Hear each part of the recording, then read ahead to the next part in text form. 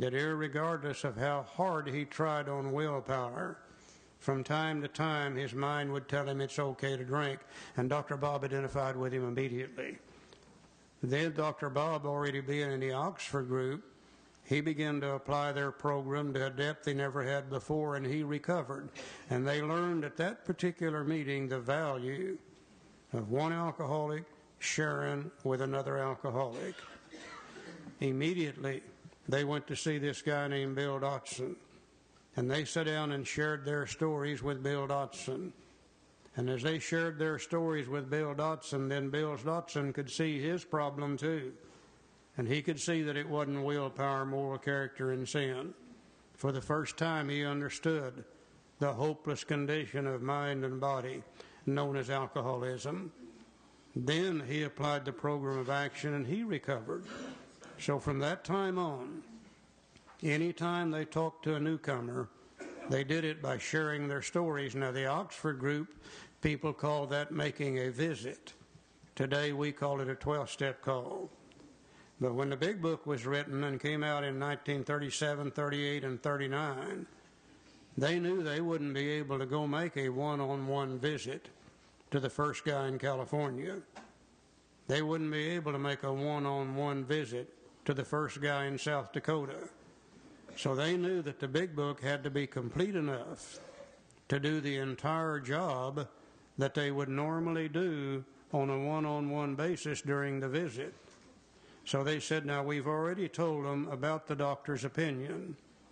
Now then, we need to show them an example of a guy that had this alcoholism thing, this physical allergy, this obsession of the mind. We need to share our story with them just like we do on a one-on-one visit. So they said what we need to do now is put the story of one of we alcoholics in the Big Book, so that that new guy in California will be able to identify.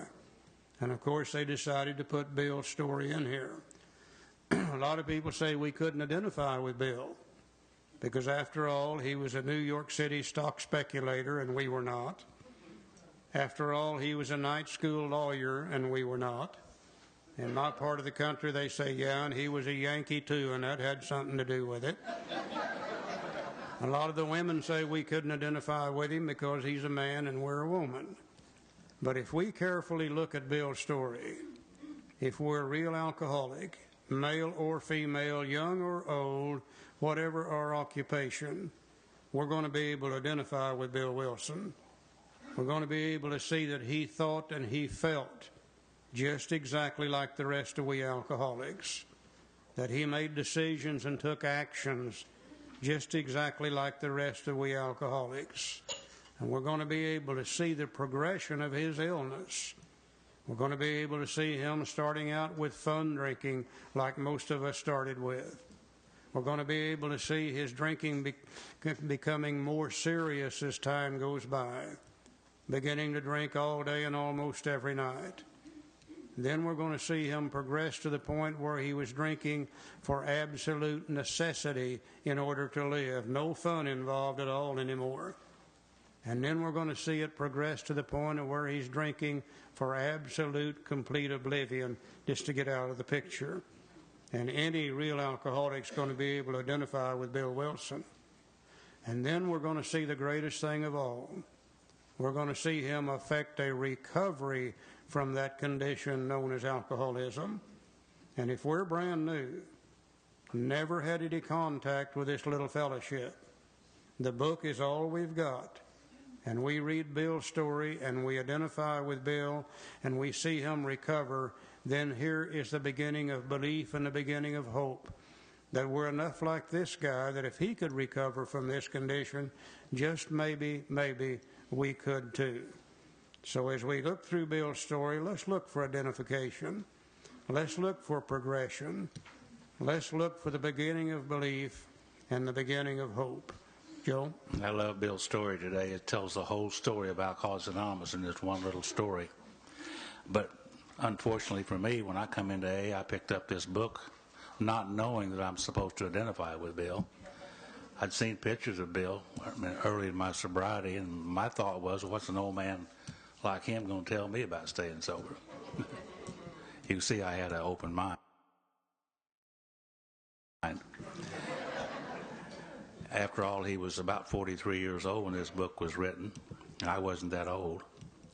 He looks very young today at 43, I can tell you that. But not knowing I was supposed to identify, I just read a little bit of his story, and I just closed my mind to it. But as time has gone by, I've learned to study Bill's story. Bill's story has the whole story of Alcoholics Anonymous in it. I began to see that Bill was a lot like me and most alcoholics that I know. Had a very optimistic attitude, Bill did. He was a very hard-working individual, just like most alcoholics are. He has lots and lots of willpower, like most alcoholics are. My wife says I've got lots of willpower, but I never use much of it. But I got it. A self-made man, that's what Bill was, a great man. Those ordinary attributes, he became very successful in his own right. But as we said, Bill's story tells us what he was like, how he learned he was sick, and most importantly, how he affected a recovery. The whole story of Alcoholics Anonymous is in Bill's story. Let's go to page 1, chapter 1, Bill's story. War fever ran high in the New England town to which we new young officers from Plattsburgh were assigned. We were flattered when the first citizens took us to their homes, making us feel heroic. Here was love, applause, war, moments sublime with intervals hilarious. Has anybody but me ever had moments sublime with intervals hilarious while drinking? I love Bill's story, and I love the way he writes. I was part of life at last, and in the midst of the excitement I discovered liquor. I forgot the strong warnings and prejudices of my people concerning drink. In time we sailed for over there. I was very lonely and again turned to alcohol. We landed in England. I visited Winchester Cathedral. Much moved, I wandered outside. My attention was caught by an old doggerel on an old tombstone. Here lies a Hampshire grenadier who caught his death drinking cold small beer. A good soldier never forgot whether he dies by musket or by pot. Now, for you younger guys, this pot we're talking about is not this wacky weed that we use today. He's referring to a pot of beer. And that's the way it used to be served in England and still is in many, many cases. So he's talking about a pot of beer. I have a picture here of this tombstone in Winchester Cathedral, if somebody would like to come by and look at it. The name on it is Thomas Thatcher. Thatcher. I don't know if there's any correlation between the two, but it's kind of interesting. And I have some other photos here. Here's the gatehouse that Bill and Bob met in that we talked about last night. The directory of which she made the phone call. Dr. Bob's tombstone. If you haven't seen that, it's worth seeing. William D. Silkworth's tombstone. Bill and Lois at East Dorset, Vermont. Spiritual experience. There's a little bucket right there. You take your little chip, your little sobriety chip, put it in that bucket and find one just like it, take it with you. It's kind of called pass it on. Bill and Bob as young people. Bill and Ebby Thatcher was some of the pictures around here. Ebby Thatcher, the forgotten man in Alcoholics Anonymous. Charlie and I were in Albany a few years ago, about 3 or 4 years ago, and we learned that he was buried there, Ebby was. I thought he was down in Texas, but he's in Albany. We went out to see his grave, and the weeds were up over our head. No one had been there in a long, long time. The guy was with us. He had in charge of a lot of money, and so he paid the cemetery money to keep this grave cleared off so people can come by and visit. If you're interested, it's in Albany, New York, the Statuary Cemetery, Lot 56, if you're interested in seeing that. Without him, there's no AA. Without any of these men and women, there's no AA. See, they talked about last night's slender threads. I call it seconds and inches. You know, for instance, if Bill had went in that bar and had a drink or 2 or 3, rather than going down and making that phone call, we wouldn't be sitting here, seconds and inches. Ebby hadn't brought Bill the message, seconds and inches, we wouldn't be here either. All these people are very, very important. But ominous warning which I failed to heed. 22 and a veteran of foreign wars, I went home at last. I fancied myself a leader.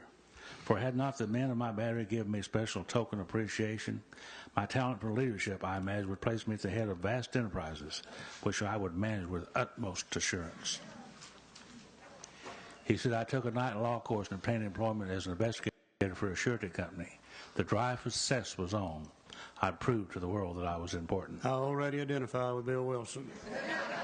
That's all I ever wanted to do was succeed at something and prove to the world that I'm important also. Every alcoholic I've ever known, that great driving force to show them we're just as good as they are. I certainly identify with Bill Wilson. My work took me about Wall Street, and little by little I became interested in the market. Many people lost money, but some became very rich. Why not I? I studied economics and business as well as law. Potential alcoholic that I was, I nearly failed my law course. At one of the finals, I was too drunk to think or to write. Though my drinking was not yet continuous, it disturbed my wives. I can identify with them. How many wives have you had? I've had 2 of them. 2 of them. Yeah. How many times you been married to them? We've been filed for divorce 7 times between the 2. It's another story. We had long talks when I would sell her forebodings by telling her that men of genius conceive their best projects when drunk, that the most majestic constructions of philosophic thought were so derived. Charlie said last night that we make our living selling fast talk to slow-thinking people. Bill's trying to sell some of that right here, but we all know Lois didn't buy that. By the time I'd completed the course, I knew the law was not for me. The inviting maelstrom of Wall Street had me in its grip. Business and financial news were my heroes. Out of this alloy of drink and speculation, I commenced to forge the weapon that one day turned into flight like a boomerang and all but cut me to ribbons. He said, living modestly, my wife and I saved $1,000 and went into certain securities then cheap and rather unpopular. I rightly imagined that they would someday have a great rise. I failed to persuade my broker friends to send me out looking over factories and managements, but my wife and I decided to go anyway. I had developed a theory that most people lost money in stocks through ignorance of markets. I discovered many more reasons later on. Bill became really one of the first real investment counselors on Wall Street. The time he's referring to here is in the 1920s. Stock market was on a roll. Just about everybody was making money. All you had to do was buy stock, hold it, let it go up in price, sell it, take your profits, buy some more. And you only had to put down about 10% margin. You get all the rest of it. You can buy it on credit, etc. And Bill began to say, look, sooner or later this bubble's going to burst. Sooner or later we're going to have to start making our decisions on what to buy based on fact rather than speculation. He said, I don't have the money to do this, but if you guys would back me financially, I'll go out and I'll visit these companies personally. And I'll look at the plant, I'll talk to the employees, I'll examine the books wherever possible, and then I'll write up reports and send them back into Wall Street. And then we'll start making our decisions based on fact. And they said, no, Bill, thank you. We don't need that kind of information. We're making about all the money we want to make anyhow. Well, you know how we alcoholics are. If we got a good idea, we're going to carry it through come hell or high water. Doesn't make any difference. He said, my wife and I decided to go anyway. I developed a theory that most people lost money in stocks through ignorance of markets. I discovered many more reasons later on. We gave up our positions and off we roared on a motorcycle. And that picture is around here somewhere, right here behind me, I think, of them traveling on that motorcycle. The sidecar stuffed with tent, blankets, a change of clothes, 3 huge volumes of a financial reference service. Our friends thought a lunacy commission should be appointed. Well, perhaps they were right. I had had some success at speculation, so we had a little money. But we once worked on a farm for a month to avoid drawing on our small capital. That was the last honest manual labor on my part for many a day.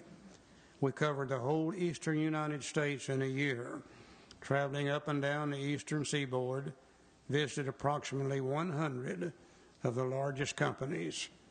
At the end of it, my reports to Wall Street procured me a position there and the use of a large expense account. These guys on Wall Street that had the money saw these reports and they said, oh, yeah, man, this is great information. They put him on the payroll, gave him a large expense account. The exercise of an option brought in more money, leaving us with a profit of several $1,000s for that year. Bill's from a little town up in Vermont called East Dorset. Never really had anything before in his life. And all of a sudden, here he is on Wall Street, got him a good job and a good expense account. He's exercised an option, made several $1,000s. A lot of money back in the 1920s. A lot of money today, but especially then. And he said, for the next few years, fortune threw money and applause my way. I had arrived. How many of us have done the same thing? You know, this literally worked our tails off. And the day we succeeded, whatever it was we're trying to do, what a great feeling that is. My judgment and ideas were followed by many to the tune of paper millions. The great boom of the late 20s was seething and swelling. Drink was taking an important, exhilarating part in my life. He doesn't know he's alcoholic. He just knows that he loves to drink. There was loud talk in the jazz places uptown. Everyone spending thousands and chattered in millions. Scoffers could scoff and be damned. I made a host of fair weather friends. Now we know, as an alcoholic, his drinking is going to be progressive. He says, my drinking assumed more serious proportions, continuing all day and almost every night. The remonstrances of my friends terminated in a row, and I became a lone wolf. You know, people began to say to Bill, you're drinking too much. Bill, you need to cut back. Bill, you're costing us money. Bill, why don't you quit? And he did the same thing the rest of us did. He said, to hell with them. I don't need them anyhow. And now he's beginning to operate on his own. There were many unhappy scenes in our sumptuous apartment. There had been no real infidelity, for loyalty to my wife, helped at times by extreme drunkenness, kept me out of those scrapes. I've always believed everything Bill wrote, but I'm not too sure about that one. Bill wrote a little book called As Bill Sees It. Lois wrote one called Lois Remembers. And her account of this situation is a little better than his. Let's go over to page 4, first paragraph. Here's old Bill now, man. He's doing good, and he's making a lot of money, hanging around those jazz places uptown. I used to like to hang around those jazz places, chattered in thousands, talked in millions. Didn't have any money, but we talked a lot about it. Spending money I didn't have, trying to impress people I didn't like. Man, I did a lot of that. But old Bill's got lots of willpower, a lot of hope, and hard-working, optimistic man, self-made man, doing great. On page 4. Abruptly, in October 1929, hell broke loose on the New York Stock Exchange. After one of those days of inferno, I wobbled from a hotel bar to a brokerage office. It was 8 o'clock, 5 hours after the market had closed. The ticker still clattered. I was staring at an inch of tape which bore the inscription XYZ32. Had been 52 that morning. Well, I was finished, so were many friends. The papers reported men jumping to death from the towers of high finance. That disgusted me. I would not jump. I went back to the bar. He had a solution for that problem, you see. My friends had dropped several million since 10 o'clock, well, so what? Tomorrow was another day. And as I drank, that old fierce determination to win came back. How many of us have done the same thing? Come out of the hospital or the jailhouse or the divorce court, low, sad, and depressed, stop off in a bar and have a couple of drinks. And as the alcohol courses through our veins, we say, we'll show them. By God, they're not going to treat us that way. And we're off and we're running again. That old fierce determination to win came back. Next morning, I telephoned a friend in Montreal. He had plenty of money left, and I thought I'd better go to Canada. Bill was a drunk. He wasn't stupid. He went where the money was. It's all up here in Washington, D.C. Yeah, today. it's up here now. Yeah. It used to be in Canada. It's all invested in those buildings out there. By the following spring, we were living in our accustomed style. I felt like Napoleon returning from Elba. No St. Helena for me, but drinking caught up with me again, and my generous friend had to let me go. This time we stayed broke. And we see the progression. The drinking gets gradually worse and worse. Now we've reached a point where we really can't even hold a job because of our drinking. We went to live with my wife's parents. That's got to be a real come down for a guy like Bill. lots of ego, lots of success, can't even afford an apartment for he and his wife, so he has to go live with his wife's parents. He said, I found a job and then lost the results as a brawl with a taxi driver. Mercifully, no one would guess that I was have no real employment for 5 years, or hardly draw a sober breath. My wife began to work in a department store, coming home exhausted to find me drunk. I become an unwelcome hanger on at these brokerage places. Those brokerage places will build and made a lot of people a lot of money. Well, he used to be welcomed. Now they're saying to Bill, Bill, you don't look good, you don't smell good, you're not making us any money. Why don't you just go on down the street and hang around down there a little bit? You see, not even welcome at the brokerage places who used to make a lot of money for a lot of people. Now then, we begin to drink for an entirely different reason. Liquor ceased to be a luxury, it became a necessity. We're not drinking for fun now. We're drinking because we have to drink in order to live. Bathtub gin, 2 bottles a day, and often 3 got to be routine. Sometimes a small deal would net a few $100s, and I would pay my bills at the bars and delicatessens. This went on endlessly, and I began to waken very early in the morning, shaking violently. A tumbler full of gin, followed by half a dozen bottles of beer, would be required if I were to eat any breakfast. Nevertheless, I still thought I could control the situation, and there were periods of sobriety which renewed my wife's hope. Remember last night, Dr. Silkworth said we really cannot differentiate the true from the false. What we're doing is absolutely normal to us. We see Bill's life going to hell in a handbasket already. Bill can't see that. Things are real bad for Bill, but they're going to get worse. Gradually, things got worse. The house was taken over by the mortgage holder. My mother-in-law died. My wife and father-in-law became ill. Then I got a promising business opportunity. Stocks were at the low point of 1932, and I had somehow formed a group to buy. I was to share generously in the profits. Then I went on a prodigious bender, and that chance vanished. It's a story within itself.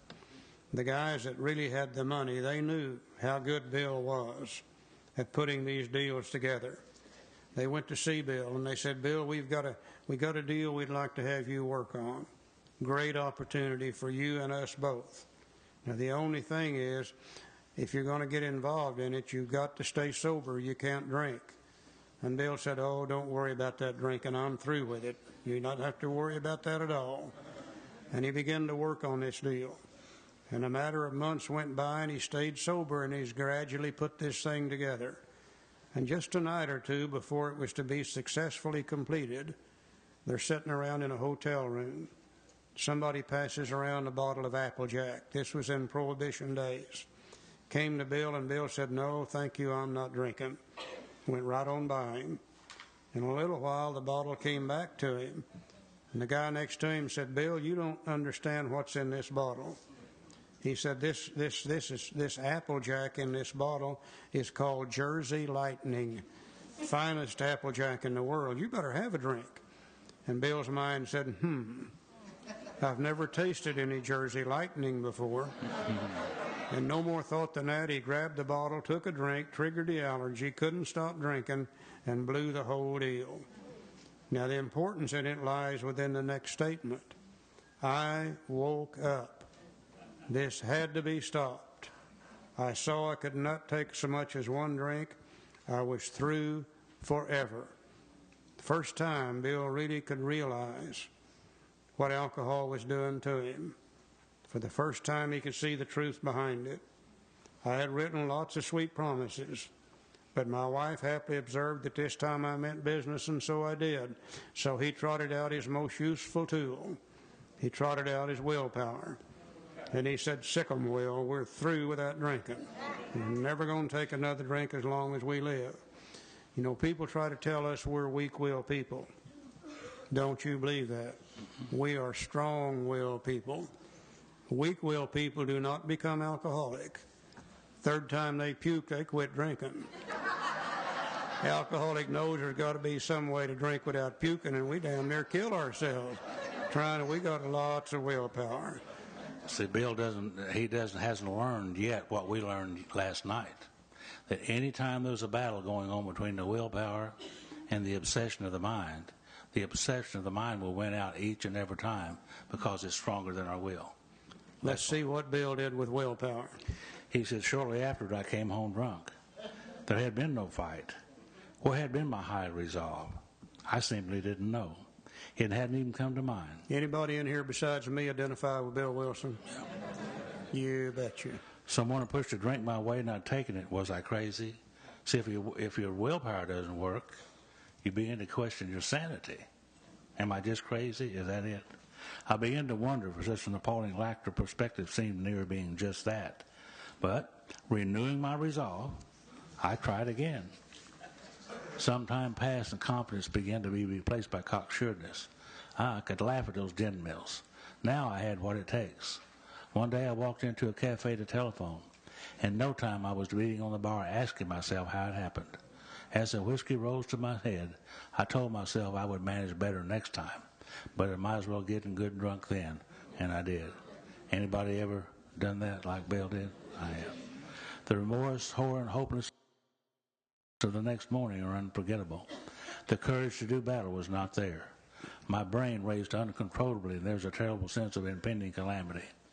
I hardly dared cross the street lest I collapse and be run down by an early morning truck, for it was scarcely daylight. An all-night place supplied me with a dozen glasses of ale. My writhing nerves were stilled at last.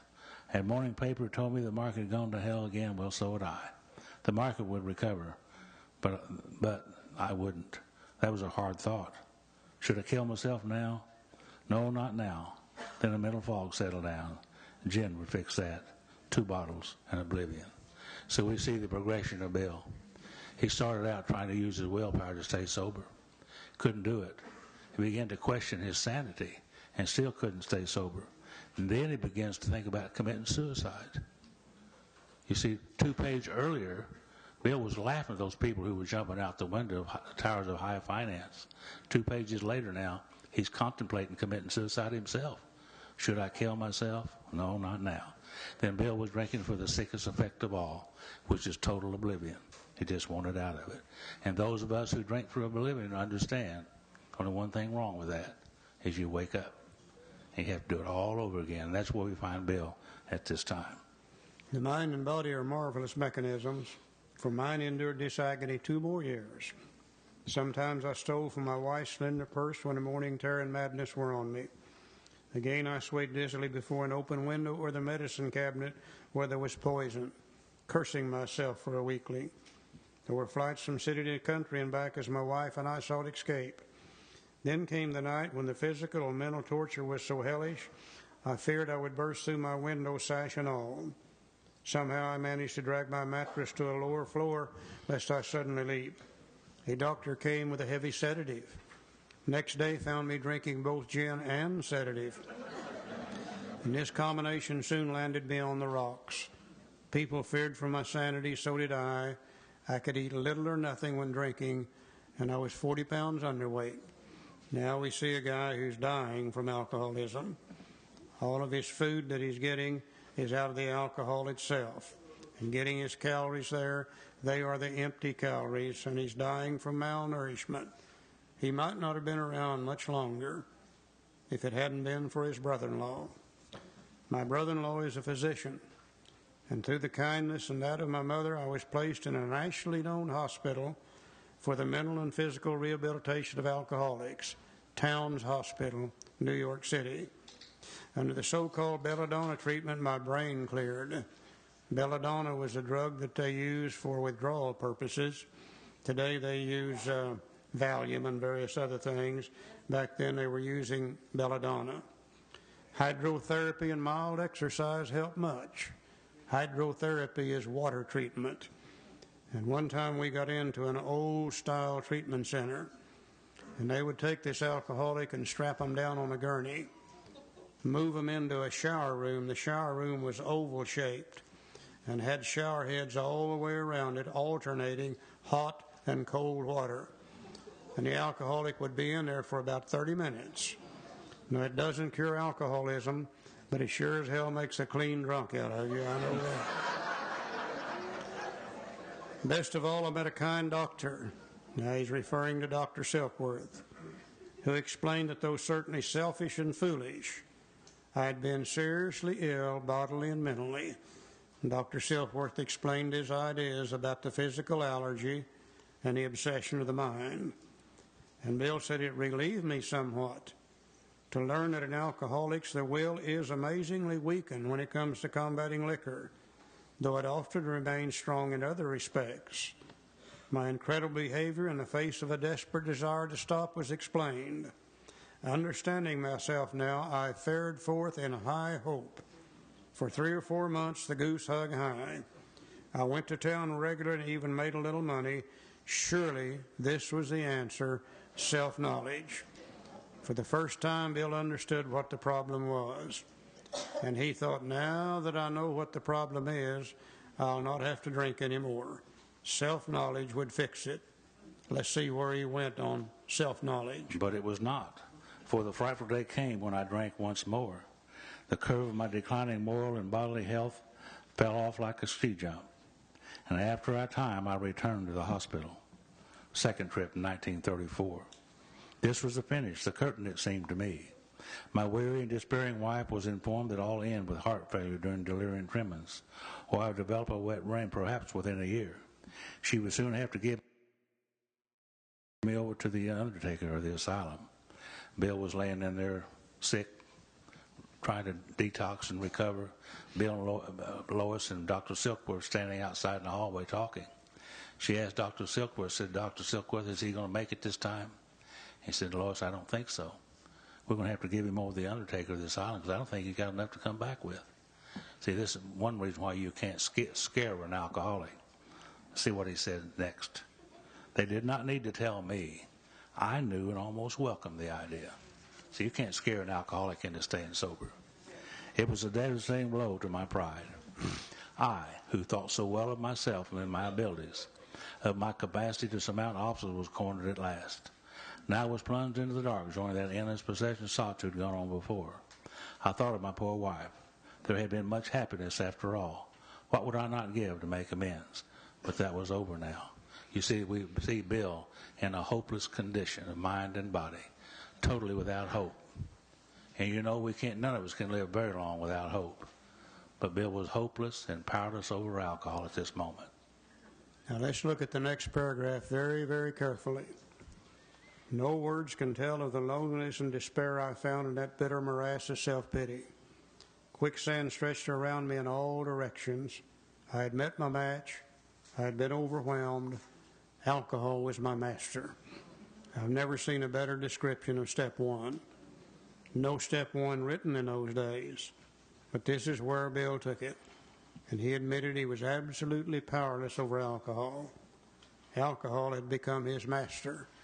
Now, if that should happen to you and I today, well, we probably would say, well, that being the case, I guess I better go to AA. But Bill didn't have any AA to go to. He's in the best treatment facility he knows of.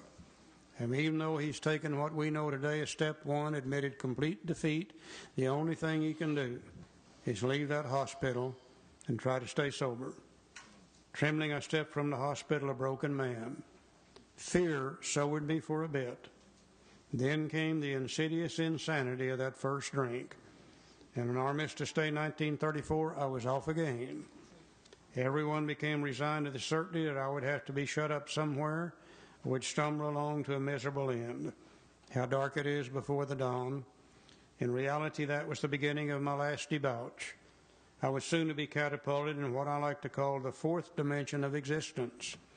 I was to know happiness, peace, and usefulness in a way of life that is incredibly more wonderful as time passes. Near the end of that bleak November, and I imagine it was a pretty bleak November, he took a drink on November the 11th, Armistice Day. He's been drunk now for about 3 weeks.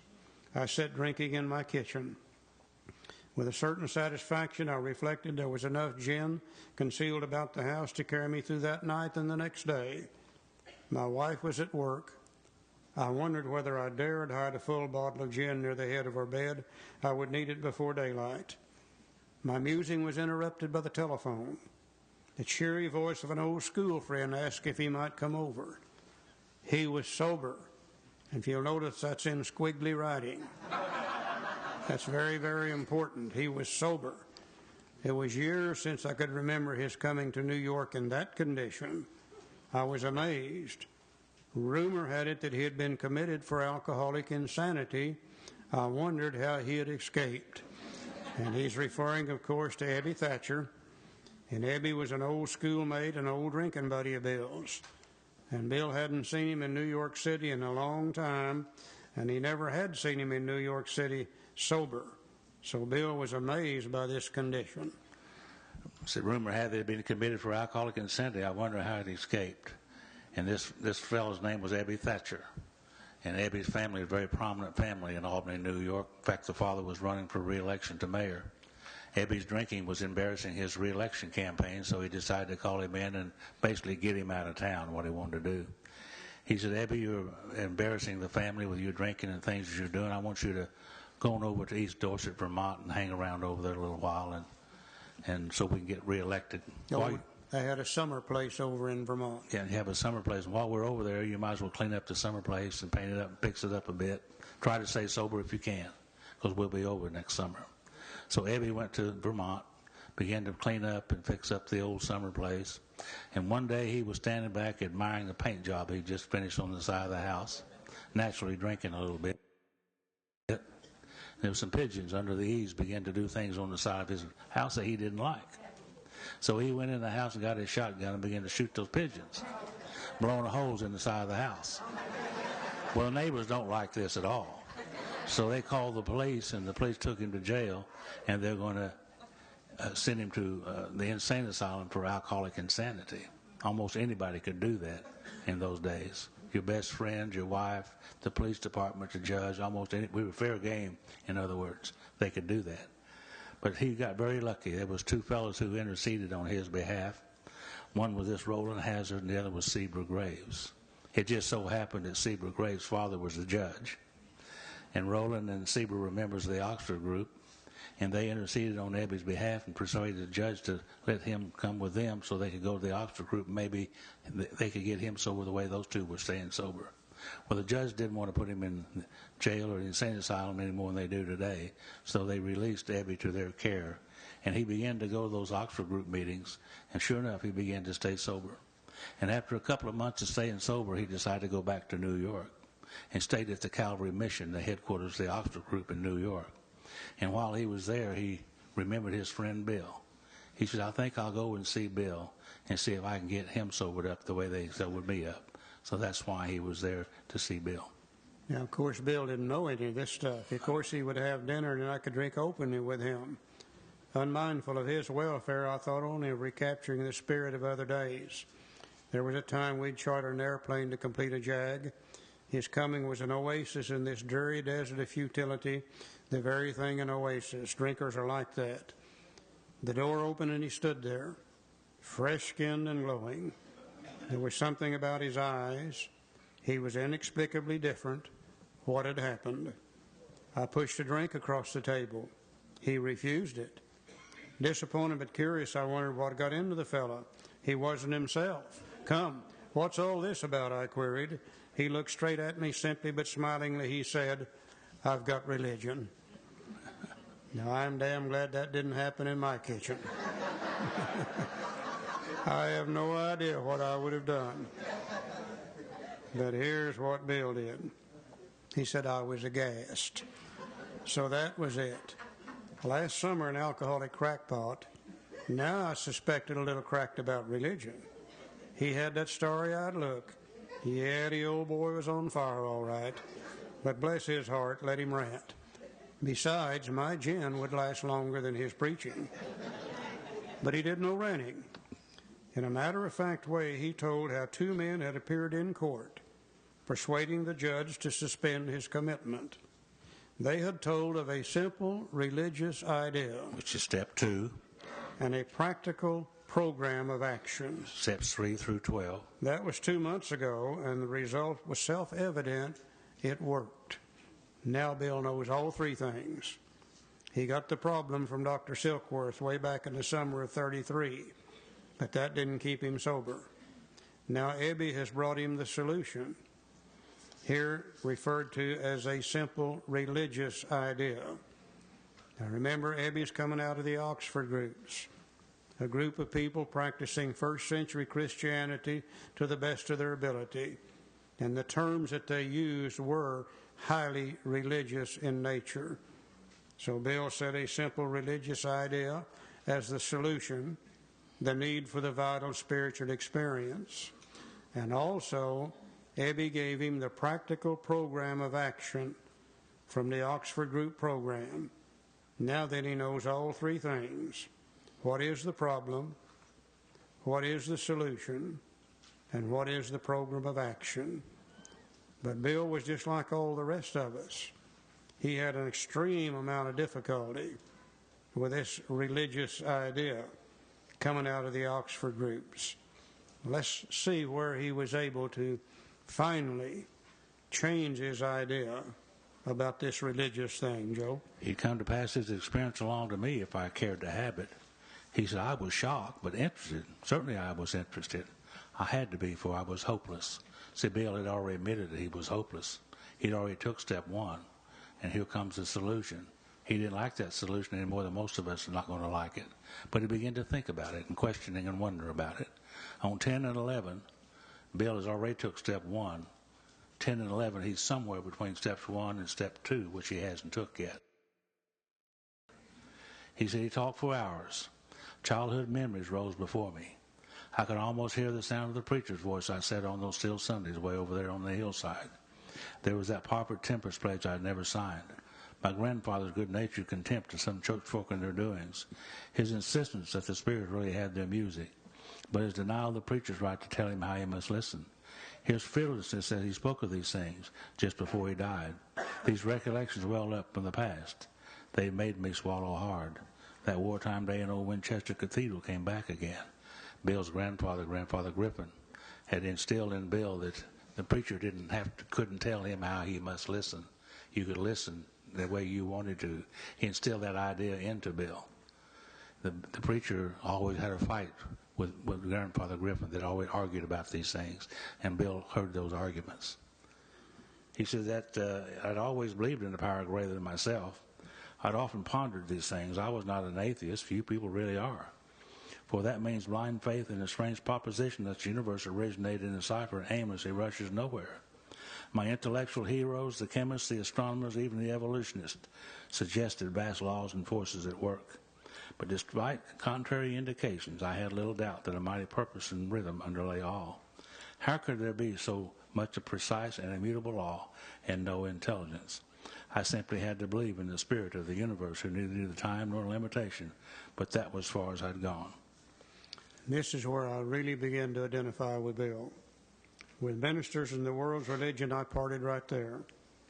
When they talked of a God person to me who was love, superhuman strength, and direction, I became irritated and my mind snapped shut against such a theory. To Christ I conceded the certainty of a great man, not too closely followed by those who claimed him, his moral teaching most excellent. For myself, I'd adopted those parts which seemed convenient and not too difficult. The rest I disregarded. Anybody in here identify with Bill Wilson? The wars that's been fought, the burnings, chicanery that religious dispute had facilitated made me sick. I honestly doubted whether, on balance, the religions of mankind had done any good. Judging what I'd seen in Europe and since, the power of God in human affairs was negligible. The brotherhood of man a grim jest. If there was a devil, he seemed the boss universal, and he certainly had me. So we can see Bill's having a hard time with this religious idea. But my friend sat before me, and he made the point-blank declaration that God had done for him what he could not do for himself. His human will had failed. Doctors had pronounced him incurable. Society was about to lock him up. Like myself, he had admitted complete defeat. Then he had, in effect, been raised from the dead, suddenly taken from the scrap heap to a level of life better than the best he had ever known. Had this power originated in him? Obviously it had not. There had been no more power in him than there was in me at that minute, and this was none at all. This is where the identification process is so important. Bill knew Ebby, and he knew how Ebby drank. And he knew that if Ebby was staying sober, Some power greater than Ebby had to be working in Ebby's life. Whether Bill likes it or not is beside the point. Ebby is sitting there as living proof of it. That's what you and I have to offer today when we go out on a 12-step call. We're living proof that some power greater than human power is working in our lives also. Whether the newcomer likes it or not is beside the point. We are the living proof of it. Ebby was the proof of it to Bill. And he had to recognize that some power greater than Ebby had to be working in Ebby's life. Bill still doesn't like it. Let's go to page 12, first paragraph. He said, despite the living example of my friend, there remained in me the vestiges of my old prejudice. Now, old prejudice is old ideas. That's all prejudice is. It's old ideas. The word God still aroused in a certain antipathy. When the thought was expressed that there might be a God personal to me, this feeling was intensified. I didn't like the idea. I could go for such conceptions as creative intelligence, universal mind, or spirit of nature, but I resisted the thought of the czar of the heavens, however loving his sway might be. I've since talked with scores of men who felt the same way. In other words, Bill's saying there's got to be a harder way to do this. What you tell me is just too simple. Ebby was coming out of the Oxford group who was speaking about the letter of the law. Bill had been instilled by his grandfather about the spirit of the law. Two different thoughts. I'd like to have been there that day. I'd like to have been sitting in the corner watching them. Now here's Ebby coming out of the Oxford groups, and he is on fire with this religious idea, trying to give it to Bill. Bill's sitting there about 2/3 drunk, been drunk for 3 weeks. And he's trying to resist everything that Ebby's telling him. And they're sitting there talking and arguing back and forth about this God thing. You know, Bill's saying, man, don't tell me about a kind and a loving God. Oh, yeah, I'll agree. I mean, it might be a great mind or a spirit of nature or something like that. But don't give me that God crap. And I guess Ebby finally got tired of it. Let's look at the next statement very carefully. And if you'll notice, it is in squiggly writing. That's italic. My friend suggested what then seemed a novel idea. He said, why don't you choose your own conception of God? And the instant he said that, his message changed from a religious message to a spiritual message. Religion says this is the way you have to believe. Spirituality says it really doesn't make any difference how you believe. The only question is, are you willing to believe? Why don't you choose your own conception of God? And surely, surely, surely, this opened the door for Bill Wilson. This little statement has opened the door for literally millions of we alcoholics. You let us have our own conception of God, everything's okay. I think the reason it works so good for we alcoholics is we don't have any problem with our own conception of anything. My idea has got to be good. Let us believe in God the way we want to believe in God. You betcha. Now then, it's a different idea. Here's the effect it had on Bill. That statement hit me hard. It melted the icy intellectual mountain whose shadow I'd lived and shivered many years. I stood in the sunlight at last. It was only a matter of being willing to believe in a power greater than myself. Nothing more is required of me to make my beginning. I saw that growth could start from that point. Upon a foundation of complete willingness, I might build what I saw in my friend. Would I have it? Of course I would. And this is where Bill took step 2. No step 2 written in those days. But this is where Bill came to believe that a power greater than himself could restore him to sanity or help him out of this situation. And if you'll notice, he said, upon a foundation of complete willingness, I might build what I saw in my friend. Now, this is Bill's first reference to a wonderfully effective spiritual structure. And he's going to start painting a picture in our mind using words. And he said the foundation of that structure is willingness. Willingness comes from step 1. When we can we can see that what we're doing is no longer going to work, that we're going to have to start trying to do something different, then we become willing to change. That comes from step 1. Later on, we're going to see where believing, step 2, will be the cornerstone of that wonderfully effective spiritual structure. Later on in step 3, he's going to refer to it as step 3 is the keystone of the new and triumphant arch through which we pass to freedom. Later on, he's going to tie that spiritual structure together through the asterisk to the appendix in the back of the book, the vital spiritual experience. The beginning of the spiritual experience starts right here. We don't have to wait till we get to step 12 to get something. We start building it right here through willingness, step 1, and then coming to believe in step 2. Bill has now taken what we know today as steps 1 and step 2. Ebby immediately starts taking him to Oxford group meetings, but Bill's drunk. The allergies got him, and he can't stop. Finally, he has to go back in the town's hospital for the 3rd time on page 13. Now let's see on page 13 if we can't see the last 10 steps of Alcoholics Anonymous. We see 1 and 2. Let's look for the last 10. He said, at the hospital, I was separated from alcohol for the last time. Treatment seemed wise, so I showed signs of delirium tremens. There I humbly offered myself to God as I then understood him to do with me as he would. I placed myself unreservedly under his care and direction.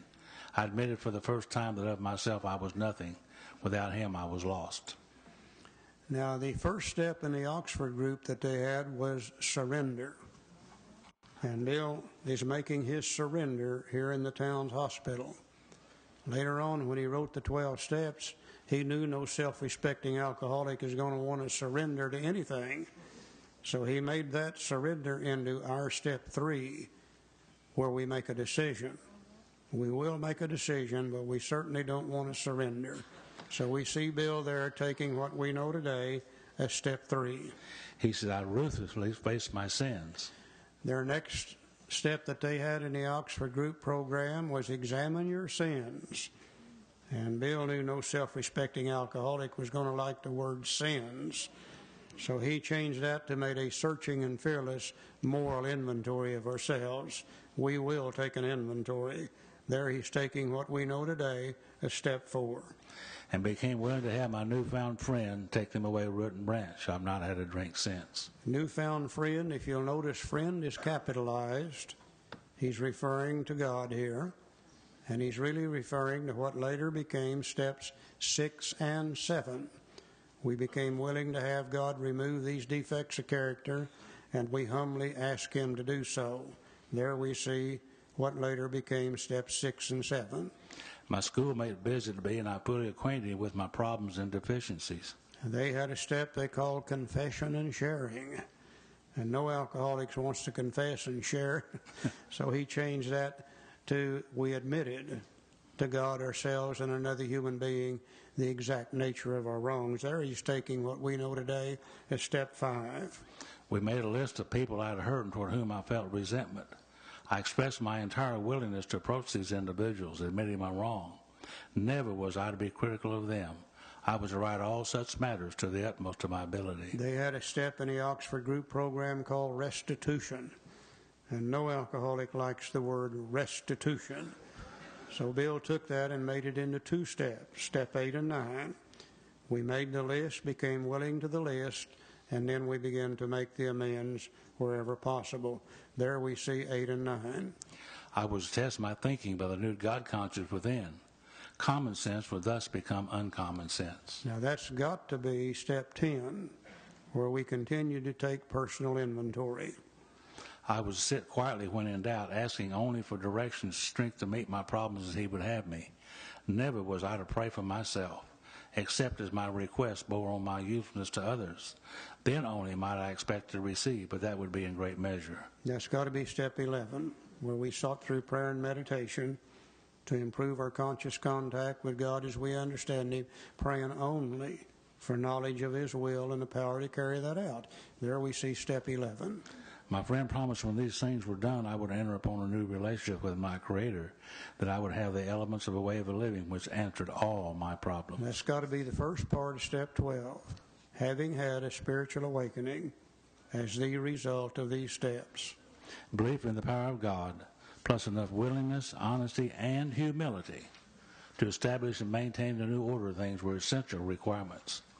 Simple, but not easy. A price had to be paid. It meant the destruction of self-centeredness. I must turn in all things to the Father of light who presides over us all. Poor old alcoholics got to give up the two most important things that we love most in this world. The first is our alcohol. The second is our self-centeredness, the things that we love so much. Simple, but not easy. Bill said these were revolutionary and drastic proposals, but the moment I fully accepted them, the effect was electric. There was a sense of victory followed by such a peace and serenity as I'd never known. There was utter confidence. I felt lifted up as though the great clean wind of a mountaintop blew through and through. God comes to most men gradually, but his impact on me was sudden and profound. For a moment I was alarmed and called my friend the doctor to ask if I were still sane. And he listened in wonder as I talked. And finally he shook his head, saying, "Something has happened to you. I don't understand, but you'd better hang on to it. Anything is better than the way you were." Now, Bill always said that in the town's hospital he had a vital spiritual experience as the result of these steps, during which old ideas were cast aside and replaced with a new set of ideas. Now, we were not there to see that, and we don't know for sure what happened. But we do know this was about December the 13th or 14th of 1934. We do know that Bill didn't die until January of 1971. He never found it necessary to take another drink for the rest of his life. Something profound took place in his life that day in the town's hospital as the result of these steps. This is why later on, when he wrote the big book, and he wrote how it works, he was able to say, these are the steps we took, which are suggested as a program of recovery. He took them in the town's hospital using the Oxford Group program. Later on, he expanded them into the 12 steps. Interesting to note that he called the doctor, whom he liked. He said, "I was alarmed and called my friend the doctor, asked if I was still sane. He listened in wonder as I talked. Finally, he shook his head saying, 'Something's happened to you I don't understand, but you better hang on to it. Anything's better than the way you were.' The good doctor now sees many men who've had such experiences. He knows that they're real.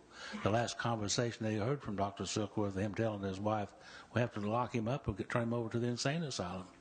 Billy thought he'd gone insane when he had this experience. He asked the doctor, 'Am I still sane?' He said, 'Yeah, you are, but you better hang on to whatever it is that happened to you. It's better. Anything's better than the way you were.' Something very profound happened to Bill. For the last 2 or 3 days, with the help of Ebby, he went over what we know today as the 12 steps of Alcoholics Anonymous. The question's always asked, well, how long do I have to stay sober to go through the 12 steps? 2 or 3 days, be all right. You can always improve upon them as time goes by. But the quicker we go through them, the better off we're going to be through the first time. But something profound happened to Bill. He went into that hospital as a selfish, self-centered, egocentric maniac, alcoholic who couldn't stay sober. Something profound happened to Bill. He said, while I lay in the hospital, the thought came that there were thousands of hopeless alcoholics who might be glad to have what had been so freely given me. Perhaps I could help some of them. They, in turn, might work with others. He began to think immediately while he was in the town's hospital how he might help other people with the experience that he just had. Something profound happened to Bill that day. My friend, and this time it's a small f, he's referring to Ebby, my friend had emphasized the absolute necessity of demonstrating these principles in all my affairs. Particularly was it imperative to work with others as he had worked with me. Faith without works was dead, he said, and how appallingly true for the alcoholic. For if an alcoholic failed to perfect and enlarge his spiritual life through work and self-sacrifice for others, he could not survive the certain trials and low spots ahead. If he did not work, he would surely drink again, and if he drank, he would surely die. Then faith would be dead indeed, and with us it's just like that. Bill spent the rest of his life trying to help other alcoholics, trying to help the Fellowship of Alcoholics Anonymous, trying to put this thing together so that we could have it today. And during all of that period of time, he managed to stay sober. You know, he went to see Dr. Bob, not to sober up Bob. He went to see Dr. Bob to keep Bill Wilson from drinking. And if it worked for Bill Wilson in those days and the rest of his life, then surely, surely it will work for us today. You know, I find in my own particular life, if I don't work with other alcoholics, if I don't get a little puke on me once in a while, I tend to forget where I came from. And when I forget where I came from, I start getting lost out there. And I start thinking like I used to think before I ever got sober. And next thing you know, I can be in serious, serious trouble. But if I stay active in AA, and if I'm continually working with other alcoholics, new people, I can never forget where I came from. And as long as I don't forget where I came from, I'm going to stay sober. But let me, you know, we got good memories, we alcoholics have, but they're awful short when it comes to alcohol. And unless we're continually reminded of where we came from, then we're going to get in serious trouble. And I'm just like Bill, working with others is absolutely imperative for me to do. The work's hard, but the pay's good. Alcoholics. So the work's hard, but the pay's good. You get to stay sober. Okay, let's take a little short break, and then we'll jump right on into Chapter 2. Let's take just about 10 minutes now is all. And by the way, the winning ticket for the big book and the raffle is still on the roll. Bill? Okay. I can just see Bill as he writes the book, and as he finishes these chapters, he probably sits down and reviews it up to that point. He's probably able to say to himself now at the end of Bill's story, he can probably say, well, I was able to show them the problem in the doctor's opinion. I was able to give them an example of an alcoholic who had that problem in my story, Bill's story. And he probably says to himself, I think I've spent all the time I need to now in order to tell them what the problem is. And the next thing I need to tell them is, what is the solution to that problem? And as we've talked before, if the problem is powerless, then obviously the answer is going to lie within power. And he sits down and he writes Chapter 2, there is a solution. And in Chapter 2, he's going to talk about two powers. He's going to talk first about the power of the fellowship that supports us. But he's also going to tell us that that alone is not sufficient, that we're going to have more than just the power of the fellowship. And in the last half of this chapter, he'll talk about the power that changes us, the vital spiritual experience similar to what he had in the town's hospital when he recovered. So as we go through this chapter, let's be looking for the two powers, and let's see why fellowship alone is not sufficient and why it's really necessary to have the spiritual experience in order to recover from alcoholism. Chapter 2, there is a solution to that condition he's just described through the doctor's opinion and Bill's story.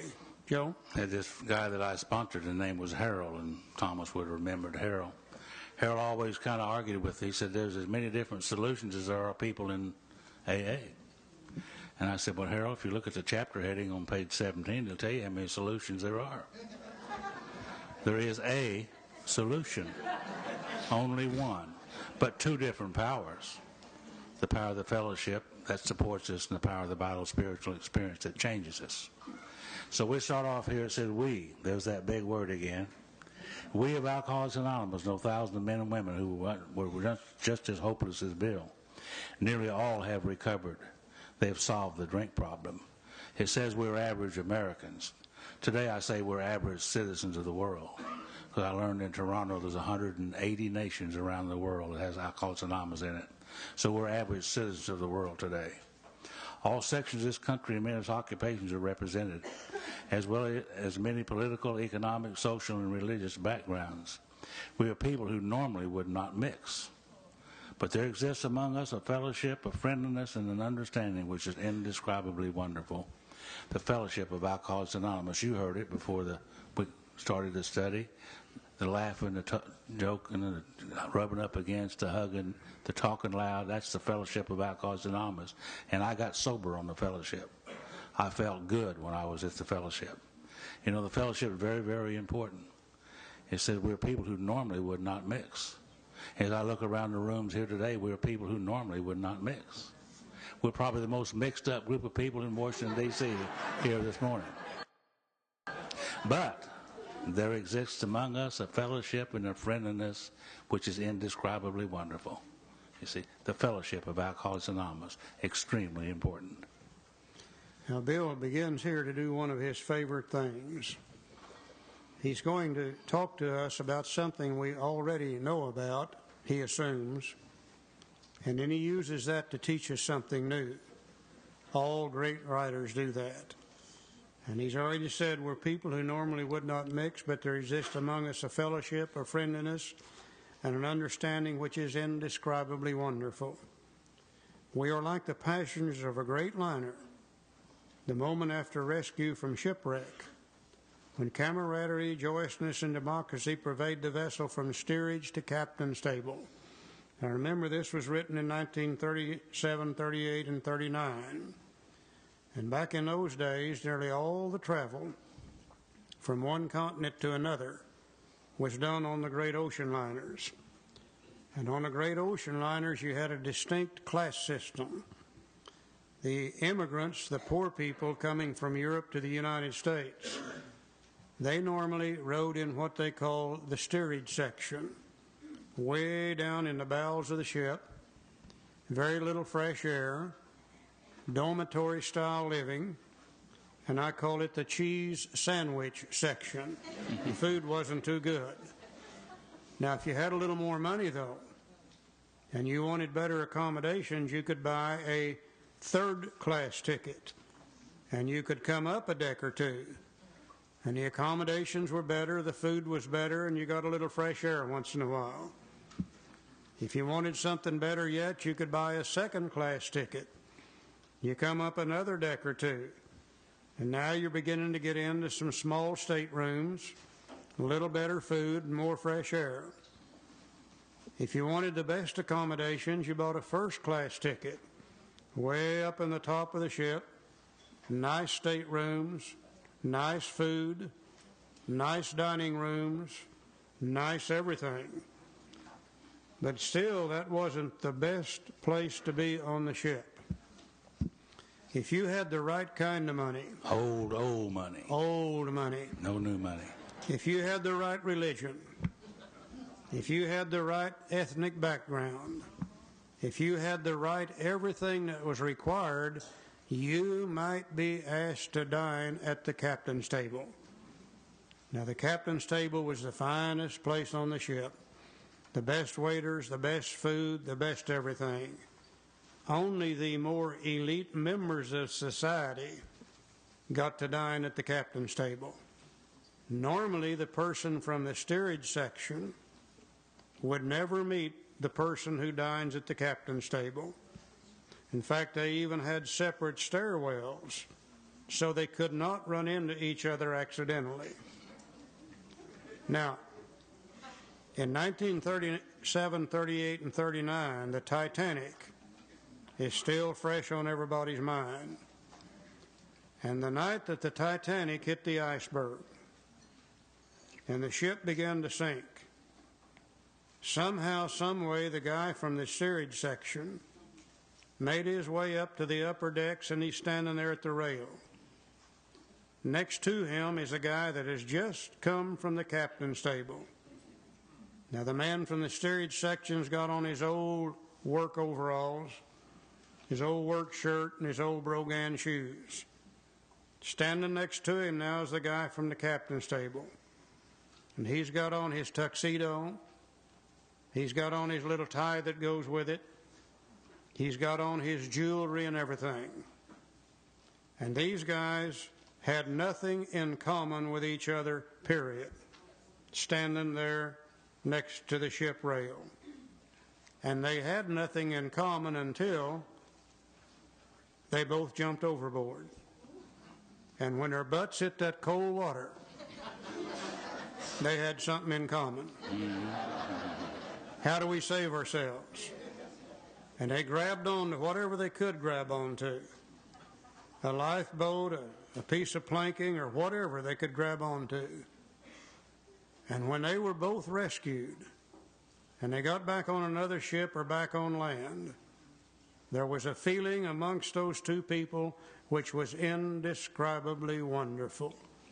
One of the greatest feelings a human being can experience is being together with a group of people who have escaped from the common peril.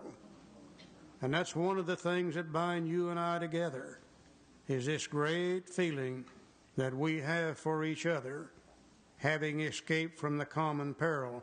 Bill used the sinking of the Titanic as that illustration.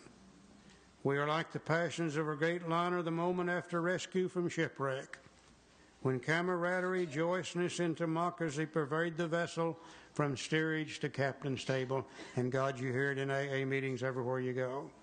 I've been listening to it here all weekend when we have the camaraderie and the joyousness and the democracy pervading us one from one to the other, period.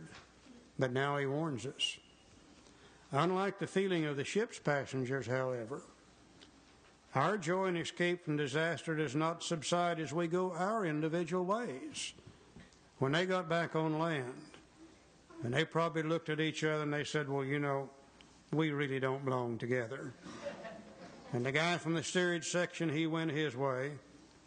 And the guy from the captain's table went his way.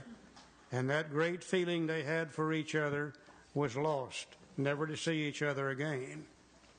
But our escape from disaster does not subside, because alcohol's right outside the door waiting on us all the time. And this feeling we have for each other is the same, believe me, the same anywhere in the world. You know, we've been fortunate enough to go to many, many meetings in many, many different countries, and we get the same feelings there that we have here this weekend. So our escape from disaster does not subside as we go our individual ways, because we can pick it up again at any time going to another AA meeting. But listen to him.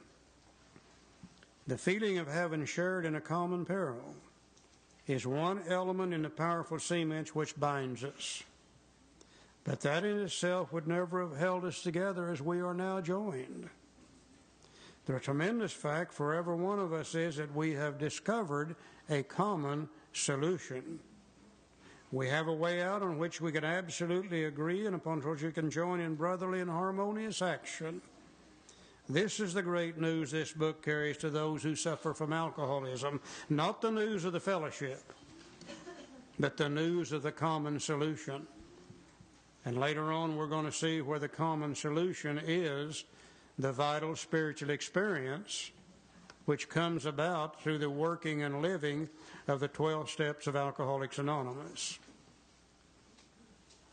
And I think one of the greatest tragedies I see in the world today, and God knows we got lots of tragedies going on all over the world, but I think one of the greatest tragedies that I can see today is that we people who are members of the Fellowship of Alcoholics Anonymous, we are spending literally hundreds and thousands of dollars. We are spending hundreds and thousands of men and women work hours trying to attract other alcoholics to the Fellowship of Alcoholics Anonymous, when we've got thousands and thousands and thousands of alcoholics who are in AA that are in the fellowship only, and they're doing nothing about the common solution. And they're sitting around with untreated alcoholism, and they usually go back to drinking and end up dying from alcoholism. You know, I think one of the things it's our responsibility as older members to do is to say to the newcomer, you bet you, there's a lot of power in the fellowship of alcohol.